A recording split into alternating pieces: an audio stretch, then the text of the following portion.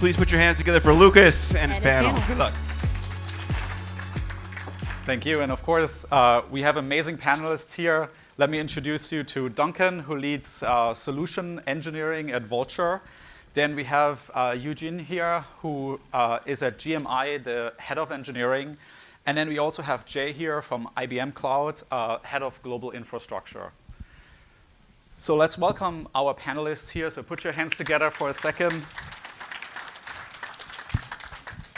The title of our panel is Building a Hyperscaler-Grade NeoCloud.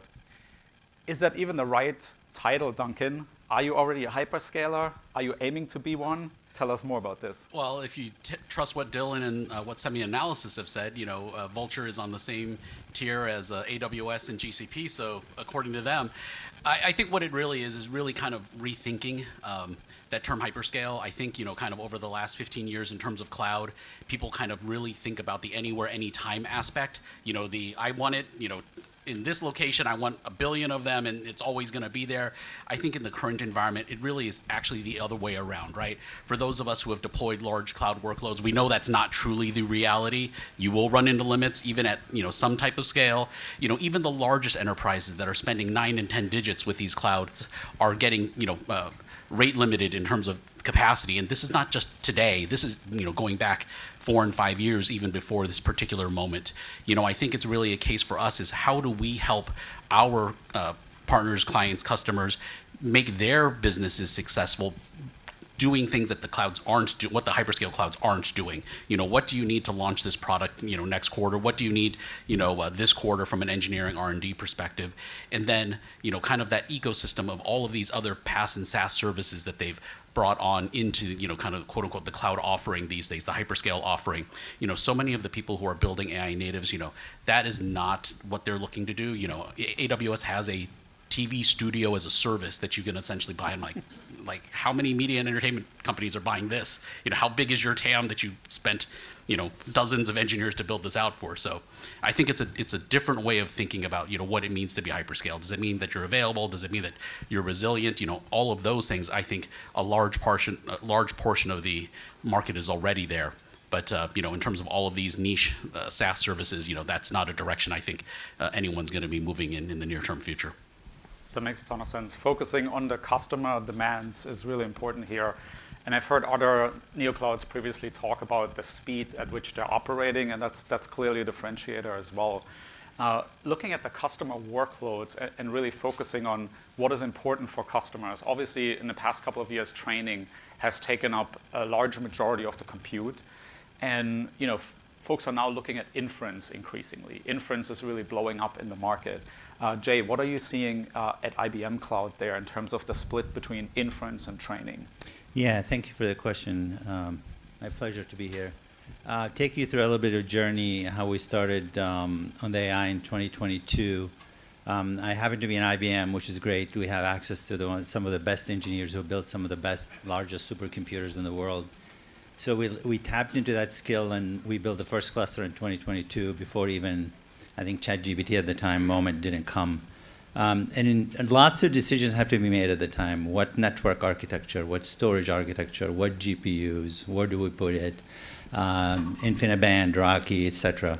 And we made some bets at the time, and they ended up paying off for us. We adopted an architecture that's scalable, meaning I don't have to choose between training and inferencing. I can actually build a training architecture and build a large cluster, but also take that same architecture and put it across the globe in smaller regions. So I was able to take that same architecture we put in Washington, D.C. and Dallas, and put it in Frankfurt, put it in Sydney, put it across the globe. The flexibility to move between inferencing and training is critical because that infrastructure is very expensive, as you know, and being able to monetize it every minute of the day, that's critical. Some of the biggest learning I've seen, and I've seen in the market at GTC, is a shift from training to inferencing. And it's not just inferencing, it's different levels of inferencing. You have free tier, premium tier, ultra premium tier. Like inferencing can be from free to $150 per million tokens. I think that's the stage where we have to figure out how to architect the data center where we can actually have heterogeneous compute, GPUs, CPUs, DPUs, And if you look at the keynote from Jensen, Grok even, to deliver that spectrum of compute for inferencing, which ranges from free all the way to 100 to premium for code development. That's a stage I think we're in right now, but the shift from training to inferencing happened today. 55% of the spend is inferencing versus last year it was the opposite. So it's fantastic. We've already heard that, tokenomics is a term now, right? You mentioned Grok technology and really improving the economics of inference at scale, I think is the next frontier in the space. What does that mean for, obviously we're talking a lot about hardware. It's a very hardware-centric space that we're in. But what does it mean for the software layer? What are you seeing? And Eugene, this is a question for you. Do you see more Kubernetes? We've heard, SemiAnalysis talk about inference, means Kubernetes. Are you seeing the same thing? Are you seeing predominantly Slurm? Something else that we haven't talked about at all? What are you seeing at GMI?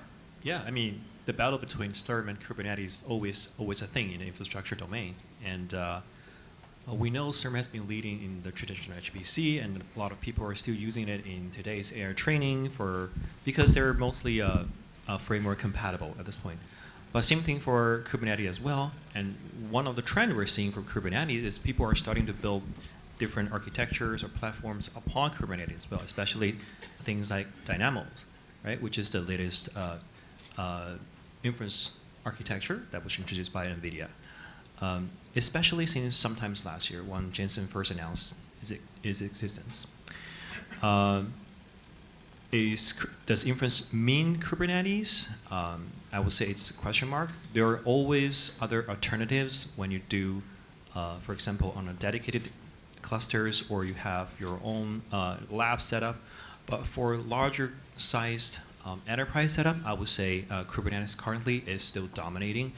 And I wouldn't, and I don't see a challenger in this domain because I feel like most of the inference engines like Dynamos, SGLens, VRM are still developing on Kubernetes these days, and some of its native scheduler is just too good to discard or write your own stuff. So this is my feeling, and this is how I see in the near term. On another layer, of course, we have different what we call inference engines, and a lot of them are quite popular and famous in the domain. Mostly stem from the open source booming last year, especially after the DeepSeek. People realized that PD disaggregation is a thing, and if you want to host a large-scale MOE models, you gotta figure out your scheduling pretty well. I know in some hyperscalers, especially maybe in China, they have their different way of managing their heterogeneous GPUs. For example, having dedicated GPUs for P and having dedicated GPUs for decoding part. And this is kind of similar to the latest concept they are Rubin these days, I would say. But no, I would say no hyperscalers or NeoClouds have actually tapped into this domain for now, at least not in US market. How are we going to do the scheduling later on when we actually have different GPUs doing different parts? I don't know. How many percentile will be on which frameworks? I'm not so sure either. But one thing I'm sure is the hardware will always evolve together with the software. Now we have a established open source community. We have different people doing their own MOE models. I feel like at some point the technology would converge regarding, for example, what percentile of scheduling we're going to use on which platform. Thank you for that. I assume, Jay, given that you're at IBM, everything is OpenShift with regards to Kubernetes. Is that accurate?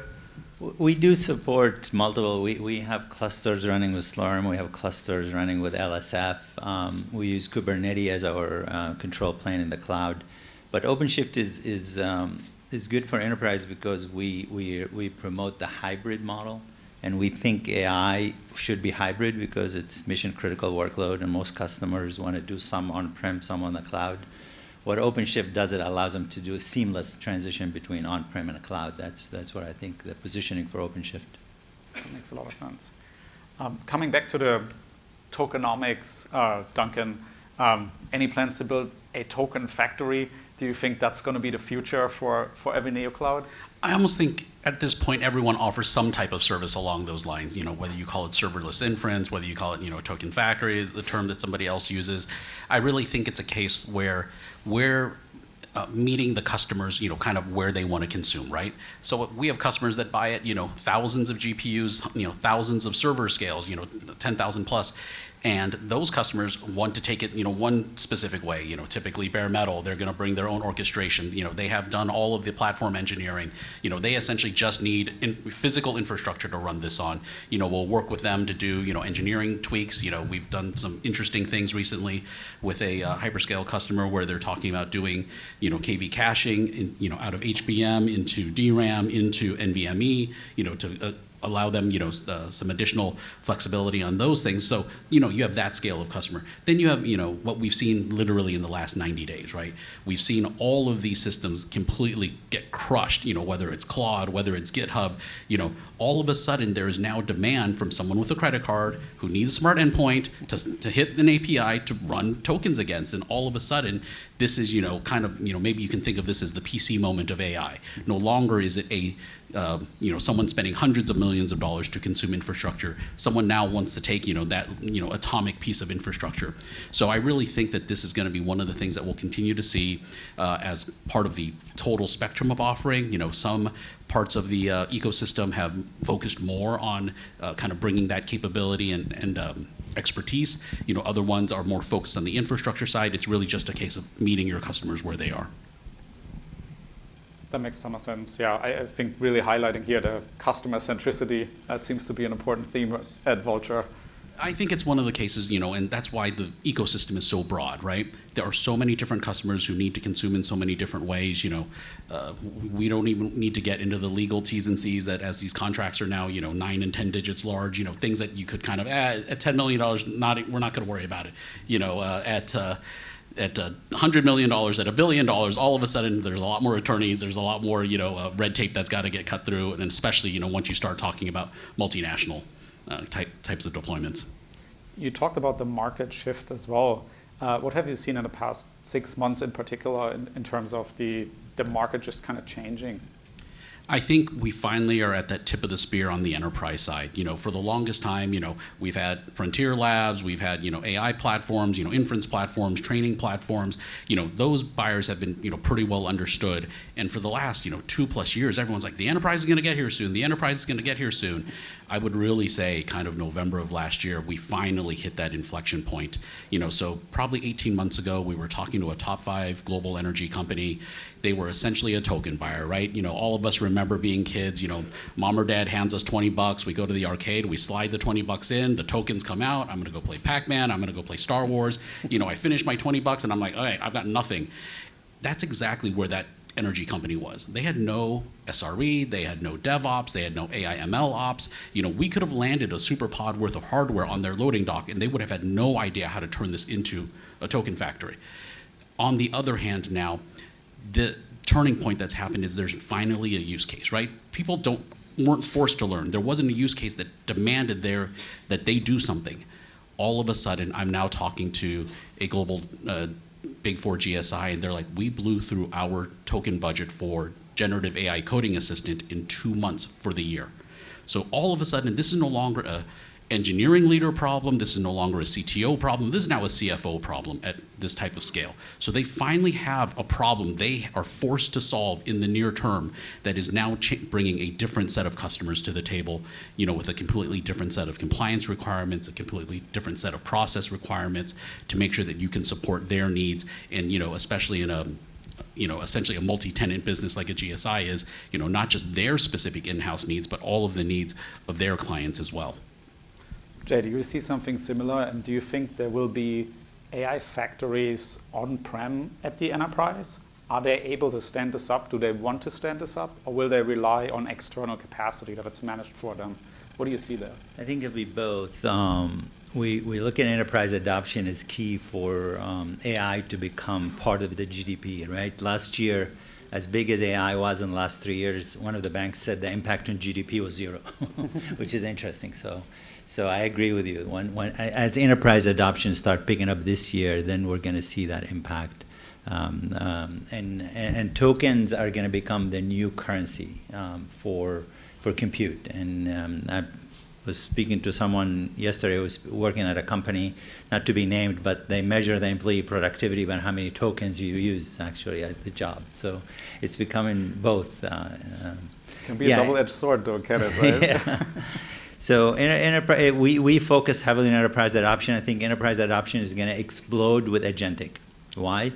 Because the prediction is that a large enterprise could have between 1,000 to 10,000 agents with identity, with the mission, with access to resources. How do you do that? How, as an enterprise, you allow an agent to be within your four walls and still be secure? It's adaptive piece of software. It can evolve. So I think the adoption is going to explode once we solve that problem. And that problem can be solved with an agentic platform, what they call it agent ops at this point. That's a new field that's coming up. Or how do you deploy agents? How do you create agents? How do you manage secure agents? And what kind of identity do you give the agents in the enterprise? I don't think those questions are answered. But as enterprise start expanding adoption of AI, we have to solve that problem, because how do you manage 10,000 assets within your four walls if you don't have a platform?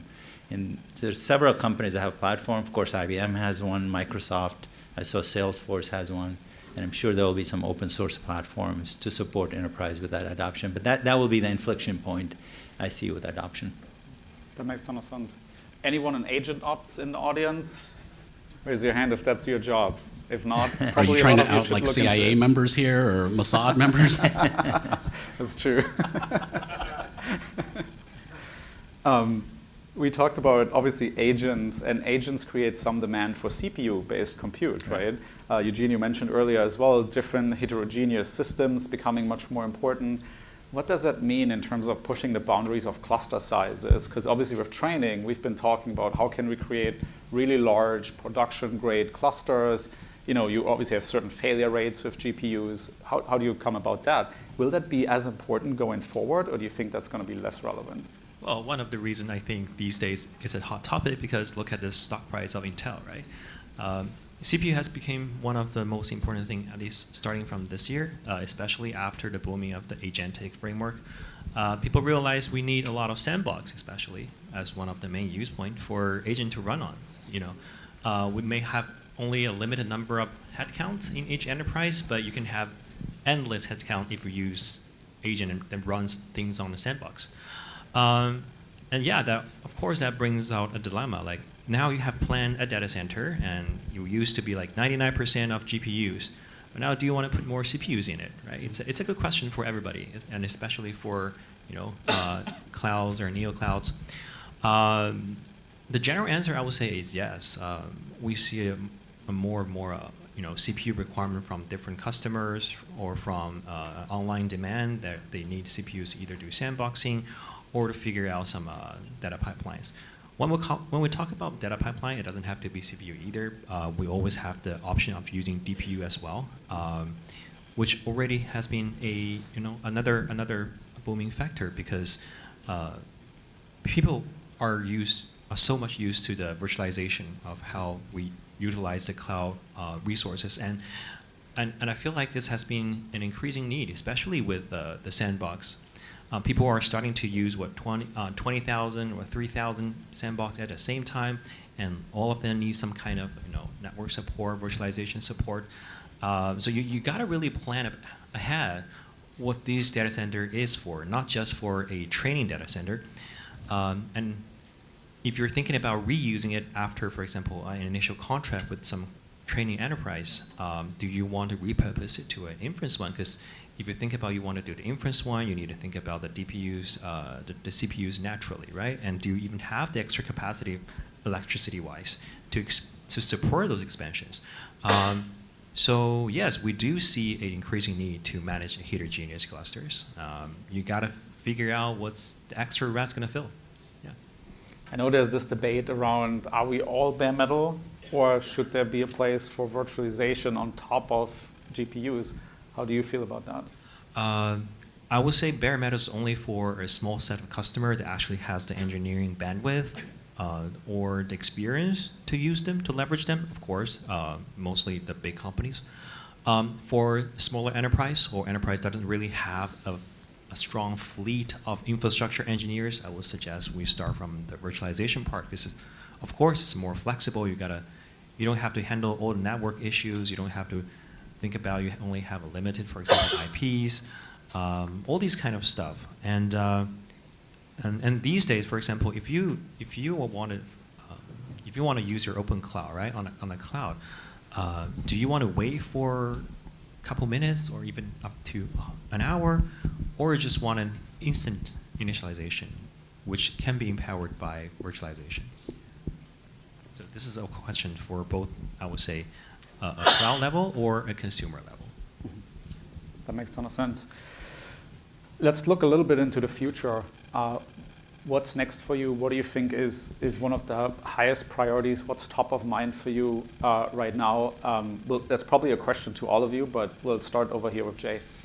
Yeah, I think the biggest problem in the industry is data center space and power, right? That's our biggest problem, but it's not as bad as we think. I mean, there's solutions coming out that can benefit from the waste in the grid, right? The grid today is 1,000 megawatts in the U.S., gigawatts, excuse me. And it's designed to operate at 60% efficiency. That gives you 150 almost gigawatts to do something with. Now the problem is when there is a storm or a need for that power, you need to give it back, and that's an engineering problem that we have to solve. For those in the room that are engineers, is how do we build data centers for AI that produce tokens, but when there is demand on electricity, I can gracefully slow down the production of tokens to give the electricity back to the county or the community. I think that's a multi-billion-dollar problem to solve, and that could be the answer to the power problem near term, because there is no immediate solutions for power. That's 2 to 3 years out. So if we're able to solve this from a software perspective and have customers who allow the service to slow down and allow the service to gracefully shut down, even in some cases, then I think that would be a huge advancement in that field. The second piece is resiliency. HPC and training infrastructure by design is not resilient, right? You have a lot of failure points, high percentage of failures in GPUs. So how do you manage failure when you move from training, which I can stop the training, I can take a checkpoint, I can restart, no big deal. It's behind the wall. Now I'm in front of the customer 24/7, 365. I cannot go down. So the infrastructure had to become resilient. Resiliency is not built in today in the GPU infrastructure, and we have to start working towards that such that it can successfully operate 24/7, 365 at 3 nines or 4 nines, just like you expect production infrastructure to operate. Those are the two biggest problems, I think, looking at. Got it. So energy for data centers and resilience of the infrastructure setup within the data center. That's to drive the enterprise adoption, exactly. Otherwise, enterprise won't use it if it's not resilient, right? Yeah. Eugene, would that be your priorities as well, or you see something different here? I definitely agree with Jay. I want to add something, though. I would say one of the main pain point moving forward would be the liquidity of the compute itself. We see multiple generations of GPUs at this point, all live in data centers. How do we leverage the most popular ones, and how can we better leverage the ones that's no longer popular? For example, A100s, or maybe soon H100 and H200s, right? People tend to use the latest model, for example, on the latest chips, but there is still a large fleet of reserves out there. Sometimes we feel like the clouds these days are still like monolithics, or they were kind of isolated from each other. Somebody's, for example, the need from the US continent sometimes is spikes, but we know there are a lot of cards in APAC area, in Europe sometimes at that point, but underutilized.